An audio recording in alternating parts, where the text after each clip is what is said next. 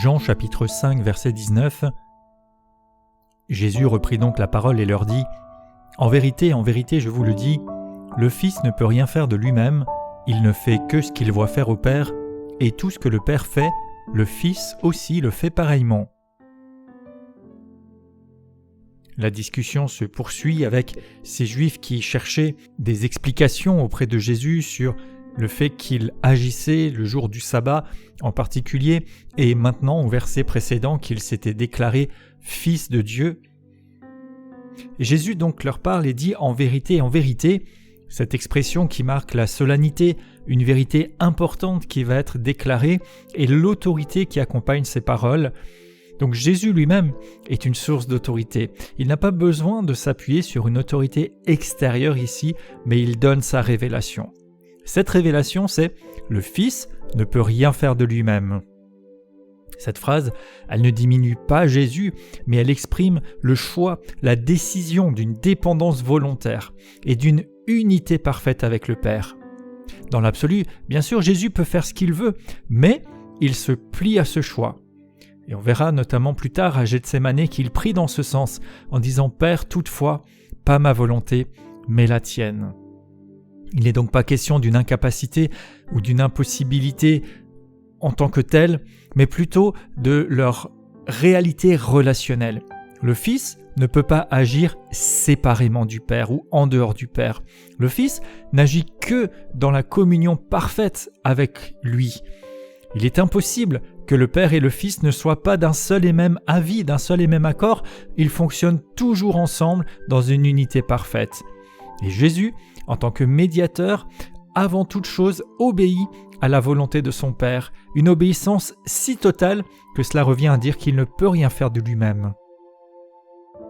Il ne fait que ce qu'il voit faire au Père. Là encore, on voit que Jésus agit à partir de ce qu'il voit, de ce qu'il perçoit, de la communion qu'il a avec Dieu. Cette action de Jésus naît de sa proximité, de sa communion permanente, constante avec le Père. Tout ce que le Père fait, le Fils aussi le fait pareillement. Ils sont dans une même action, une même pensée, un même mouvement. Jésus et Dieu agissent ensemble. On distingue le Père du Fils, mais ils sont ensemble dans leur action. Il y a cette unité parfaite entre le Père et le Fils. Jésus n'agit pas dans l'indépendance d'avec Dieu, il ne se subordonne pas au sens humain, mais c'est cette communion parfaite qui est là, qui répond directement à l'accusation qui a été faite. Il ne cherche pas à se faire l'égal de Dieu. D'ailleurs, ailleurs, il est écrit qu'il n'a pas vu cela comme une proie à arracher, mais il l'est déjà par nature et par relation. Il est comme un fils qui suit avec attention tout ce que fait son père pour ne jamais s'écarter de la voie que le père lui montre, mais c'est encore plus fort que cela, parce que par nature, par puissance, par communion, par unité parfaite, ce qu'ils font n'est qu'une seule et même œuvre et action. Et alors les choses, quelles qu'elles soient, que le Père fait, le Fils les fait pareillement. Ce qu'on leur reprochait, en fait, ça venait de Dieu lui-même. Jésus montre ici que la vraie puissance spirituelle, la vraie capacité d'agir naît de la communion avec Dieu. Il n'a jamais cessé lui-même d'être Dieu, tout en étant notre modèle en tant qu'homme. C'est ce mystère de l'incarnation, de la divinité de Jésus. Il reste en position de serviteur. Et la question peut se poser à notre sujet, est-ce que j'essaye de mener beaucoup d'actions, de faire beaucoup de choses, ou est-ce que je suis véritablement en communion et dans la dépendance à Dieu ? Avant d'agir, est-ce que je prends le temps de voir ce que Dieu fait, d'écouter sa direction ? Ou bien je décide seul et j'essaye de faire plein de choses en cherchant la bénédiction de Dieu ?